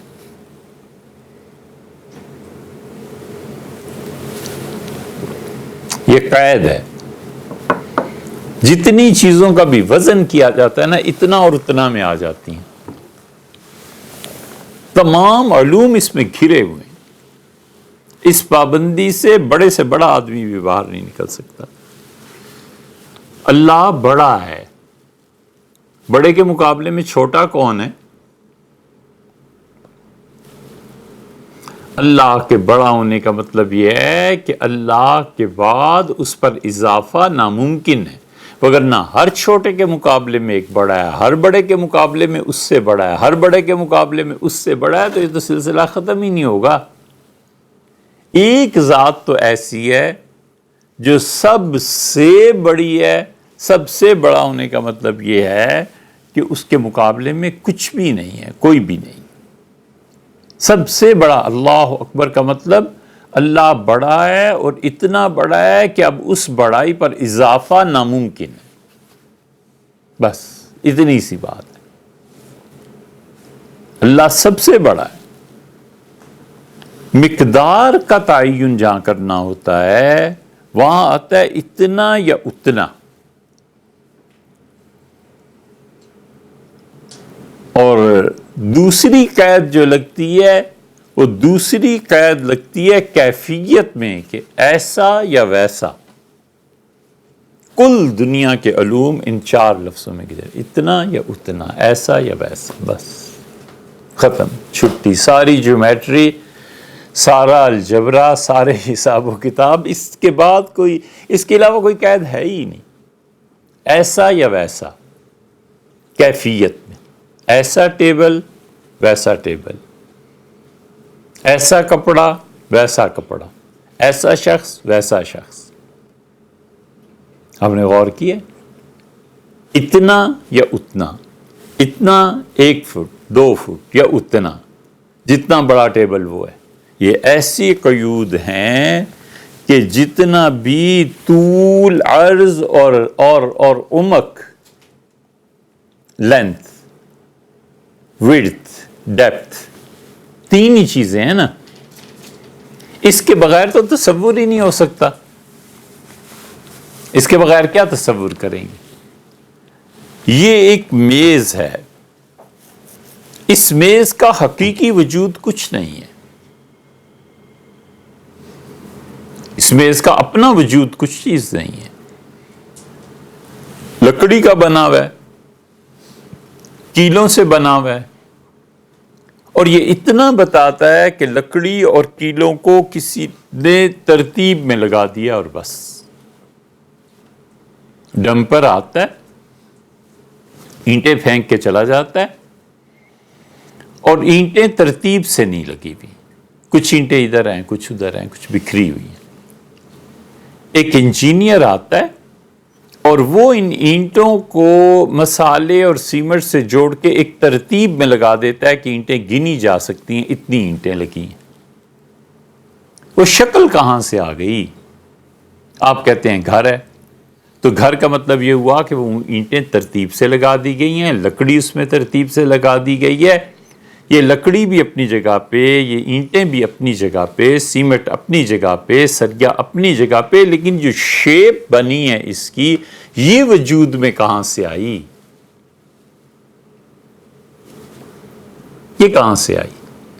زیادہ سے زیادہ اتنا پتا چلا کہ گدھا یا خچر یا ڈیمپر جو اینٹیں پھینک گیا تھا وہ غیر مرتب تھیں، کسی نے آ کے مرتب کر دیں، بس وگرنہ جب اینٹ نہیں تھی تو بھی کوئی نہ کوئی صورت تو مکان کی مستعار لی اس نے، کہیں سے تو لی۔ کمرے کی جو صورت بن گئی ہے، یہ صورت ان ساری چیزوں کے مرتب کرنے کے نتیجے پہ ظہور پذیر ہوئی ہے، لیکن اصل میں دیکھا جائے تو ان میں سے کوئی بھی چیز ایسی نہیں ہے جس میں پہلے سے صورت موجود تھی۔ یہ صورت اصل اور حقیقی جو اللہ ہے اس نے سمجھائی ہے، اس نے دی ہے۔ یہ اس کا نظام ہے کہ صورتیں برآمد وَنُنشِئُكُمْ، اور وہ تمہیں ایسی ایسی جگہ سے، ان جہانوں سے گزارتا ہے، تمہاری تخلیق کرتا ہے، فی ما لا تعلمون، جو تمہیں پتہ نہیں۔ انسان کن کن عالموں سے گزر کر پھر انسان بننا ہے نہیں پتہ۔ ایک عالم ارواح تھا، ایک عالم ایسا تھا جب سب انسانوں کو جمع کر کے پوچھا گیا تھا کہ اچھا بھئی بتاؤ کون سا دین اچھا ہے، کس دین میں جاؤ گے؟ آیان ثابتہ میں کس گھرانے میں پیدا ہونا ہے؟ اچھا تم اس وقت دنیا میں بھیجے جاؤ گے جب دنیا ایسی ہوگی، تقسیم ہوئی بھی ہوگی، کس ملک میں جانا پسند کرو گے؟ تو جو کچھ ان آیان ثابتہ میں اس جہان سے گزارتے ہوئے پوچھا تھا نا، جو بندے نے اس وقت انتخاب کیا تھا اسی کے مطابق دنیا میں ہو رہا ہے، وہی چیز ہو رہی ہے جو اس نے پسند کیا تھا۔ یہ سب چیزیں اس کی ظہور میں آتی ہیں۔ اس لیے یہ جتنی بھی چیزیں ہیں یہ جسم ہے، اتنا یا اتنا، ایسا یا ویسا، بس اس کے باہر ہے ہی کچھ نہیں۔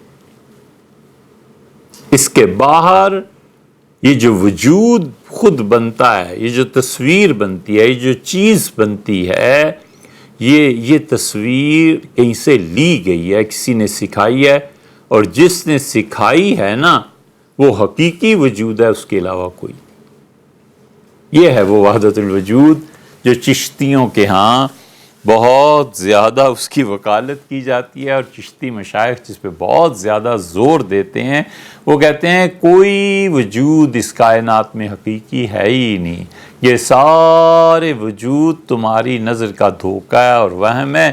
نیچے زمین پہ کھڑے ہو کے دیکھتے ہو کتنی بلند بلڈنگ ہے، کاش اس میں میرا بھی کوئی فلیٹ ہوتا، اور اگر تمہیں ہی اٹھا کر آسمان پہ بھیج دیا جائے یا اوپر چڑھ جاؤ، فضائیہ میں جاؤ اور گاڑی گزر رہی ہو تو یہی زمین تمہارے پاؤں کے نیچے آ جاتی ہے، سارے فلیٹ نیچے آ جاتے۔ وجود کہاں سے آیا؟ وہ کہتے ہیں حقیقی وجود وہ کچھ نہیں ہے، اس لیے کہ جو بھی جتنا اور اتنا، ایسا اور ویسا کی قید میں آتا ہے نا، اس کے ساتھ ہی اس کی سمت متعین ہو جاتی ہے۔ آگے پیچھے دائیں بائیں اوپر نیچے چھ ہی جہات ہے نا، جہات ستہ، 6 ڈائمینشنز اس میں آ جاتے۔ جب اس میں آ گیا تو مخلوق ہو گیا نا۔ اللہ کی ذات لیس کمثلہ شیء، اس جیسی کوئی چیز نہیں، اس لیے اللہ کی ذات ان چیزوں سے پاک ہے۔ اسی لیے جب وہ پاک ہے ان چیزوں سے، اس عالم سے ماورا ہے، یہ جہات اور سمتیں، ڈائمینشنز اس نے پیدا کی ہیں۔ وہ کہتا ہے لیس کمثلہ شیء، اس جیسی کوئی چیز نہیں ہے۔ تو جتنی بھی چیز ہے نا، وہ چیزیں ساری کی ساری ایسا اور ویسا، اتنا اور جتنا، اسی میں آتی ہیں۔ اسے آپ ڈائمینشن سے باہر نکال کے کہاں لے جائیں گے؟ کوئی ہے جہان؟ کچھ بھی نہیں، اس لیے گھرا ہوا ہے۔ بہت سی چیزیں ایسی ہیں جو حقیقت میں لوگوں میں چونکہ چل پڑی ہیں، لہٰذا مان لی گئی ہیں کہ یہ سچ ہے۔ خلق خدا نے لکھ کے پیش کی درخواست کہ اللہ اس طرح اور اس طرح، اللہ تعالیٰ نے فرمایا بس جو تم سمجھتے ہو نا وہی ٹھیک ہے۔ بچے ایسے ہی ہوتے ہیں، بچے جو تم سمجھتے ہو وہی ٹھیک ہے۔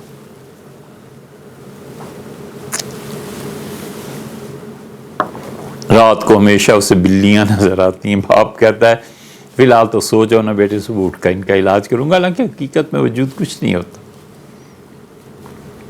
اسی طرح ہمارا بھی حال یہی ہے کہ سب نے مل کے درخواست دی کہ لائن سیدھی کرنی ہے ایک نقطے سے دوسرے نقطے تک، دونوں نقطوں کا بالمقابل ہونا ضروری ہے نا. سیدھی لائن کی یہی تعریف کی گئی ہے جیومیٹری میں. اور کوئی پوچھے کہ دوسرا نقطہ ہی نہ ہو تو پھر کہاں جائے گی لائن؟ اس کائنات میں ہی دوسرا نقطہ کہیں ہوگا نا. اس سے بھی بلند تر ایسی جگہ جہاں نہ ٹائم ہے نہ سپیس ہے، یہ تو تصور میں نہیں آتی آدمی کہ نقطہ کہاں لگانا ہے. کوئی سمت نہیں ہے. صحرا میں کبھی جانے کا اتفاق ہو تو درمیان میں کھڑے ہو جائیں، سٹی گم ہو جاتی ہے کہ جاؤں کدھر، کون سا راستہ ہے جو روڈ تک پہنچائے گا. اس لیے اللہ تعالیٰ کی ذات حقیقی شارع ہے، اور اس کے کہے سے ایک سچے آدمی کو دعویٰ کرنا پڑتا ہے. یہ وہ کہتا ہے کہ میں خدا کا نبی ہوں. اس کے کہے سے ہر سچا آدمی نبی نہیں ہو سکتا والعیاذ باللہ، لیکن نبی ہمیشہ سچا ہوتا ہے. اور پھر نبی کو وہ اس مقام پر فائز کرتا ہے کہ اس سے کیوں کا سوال نہیں کیا جا سکتا. ویسے تو صحابہ کرام رضی اللہ عنہ پوچھ لیتے تھے، وہ محبت کی بنا پہ حضور اقدس صلی اللہ علیہ وسلم کو جواب عنایت فرماتے تھے. خود اللہ سے پوچھا گیا، اللہ نے جواب دیا. یسألونک عن المسجد الحرام، آپ سے پوچھتے ہیں، یسألونک عن الشہر الحرام، آپ سے پوچھتے ہیں کہ عزت والے مہینے کون سے ہیں، خدا نے کن مہینوں کو پاک اور مقدس بنایا ہے. یسألونک عن الاہلہ، آپ سے پوچھتے ہیں کہ چاند کے بارے میں آپ کچھ فرمائیں کہ چاند کیوں کم ہوتا ہے، بڑھتا ہے، کیسے ہوتا ہے چاند کا حساب.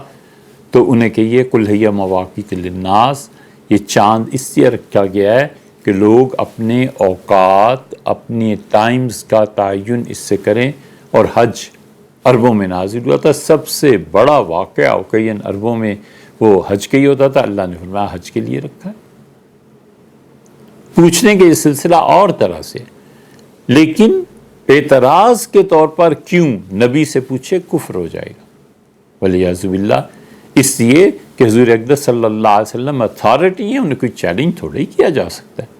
وہ جو اللہ کا حکم سناتے ہیں، ہاں امت کو یہ حق حاصل ہے کہ وہ اس کو چیک کر لے کہ رسول اللہ صلی اللہ علیہ وسلم نے یہ بات فرمائی ہے یا نہیں فرمائی. بس اتنی سی بات. دیوار چین اپنے زمانے کا ایک شاہکار ہے. اب اس فکرے کو کسی طرح بھی آپ جانچ لیں، ماپ لیں، تول لیں، ٹھیک نکلے گا کہ اپنے زمانے کا ایک شاہکار ہے. چین میں دیوار بنائی گئی ہے. چین میں کوئی میز نہیں، کچھ کسی اور چیز کو نہیں، ہم دیوار کو کہہ رہے ہیں دیوار ہے. یہ بھی ثابت ہے، چین بھی ثابت ہے. اپنا زمانہ، اس کا جو بھی زمانہ ہوگا تاریخ بتا دے گی. شاہکار ہونا اس کا بھی ثابت ہو جائے گا. لیکن ایک آدمی کہتا ہے کہ حضور اقدس صلی اللہ علیہ وسلم نے فرمایا کہ دیوار چین اپنے زمانے کا شاہکار ہے، ہم کہیں گے یہ جھوٹ ہے. حضور صلی اللہ علیہ وسلم نے نہیں فرمایا. بات اپنی جگہ پہ سچی ہے، لیکن اس سے ان کے ساتھ تو مت جوڑو کہ انہوں نے فرمایا. بات اپنی جگہ پہ سچی ہے، لیکن ان کے ساتھ حضور اقدس صلی اللہ علیہ وسلم فرمایا جو دودھ میں پانی ملائے گا وہ 80 سال جہنم میں رہے گا. کہاں کا ہے یار، کیوں جھوٹ بولتے ہو؟ یہ بالکل ٹھیک ہے کہ دودھ میں پانی نہیں ملانا چاہیے. یہ بھی ٹھیک ہے کہ ماں دودھ میں پانی ملاتی ہے بچے کی صحت کی خاطر. یہ سب چیزیں فیکٹس ہیں. لیکن یہ بات رسول اللہ صلی اللہ علیہ وسلم نے فرمائی ہے یا نہیں فرمائی، بحث تو اس پہ ہے. کیونکہ ان کا کہنا نہ کہنا تو بڑی بات ہے، ان کے تو اشارے سے دین ثابت ہو جاتا ہے. ان کی تو خاموشی سے دین ثابت ہوتا ہے. ان کی خاموشی سے قانون بنتے ہیں. ان کے سامنے کوئی کیا گیا فعل اور آپ چپ رہے، یہ دلیل بن گئی کہ یہ چیز جائز. جانور حضور اقدس صلی اللہ علیہ وسلم کے دسترخوان پہ لایا گیا. خالد ابن ولید رضی اللہ عنہ کہتے تھے کہ میں کھانے لگا، میرے ساتھ ایک اور دوست تھے، وہ بھی، اور رسول اللہ صلی اللہ علیہ وسلم نہیں چکھا. ہم نے کہا اللہ کے رسول حرام ہے؟ تو حضور صلی اللہ علیہ وسلم نہیں، حرام تو نہیں. میں نے کہا آپ نہیں کھا رہے؟ آپ نے فرمایا ہمارے علاقوں میں یہ جانور ہوتا نہیں. آپ بہت سے لوگوں کو دیکھیں نا، مصری مرغی نہیں کھاتے، کہتے ہیں یار ہمارے ہاں نہیں ہوتی. تو اپنے جو جانور اپنے علاقوں میں ہوتے ہیں، لوگوں کو اس کے ساتھ اٹیچمنٹ ہو جاتی ہے، لوگوں نے دیکھا بھالا ہوتا ہے، اسے کھا لیتے. تو اس لیے نبی اللہ کے حکم کی اطاعت کرتا ہے علیہ الصلوۃ والسلام، نبی اللہ کا حکم لے کے چینل کے ذریعے اسے امت تک پہنچاتا ہے، خود شارع حقیقی نہیں ہوتا۔ اس لیے اللہ نے فرمایا اطاعت کرو اللہ کی، اس کے رسول صلی اللہ علیہ وسلم کی، اور تیسرا فرمایا اولی الامر۔ یہ اولی الامر کیا ہے؟ انشاءاللہ اگلی مرتبہ اس پہ بات کریں۔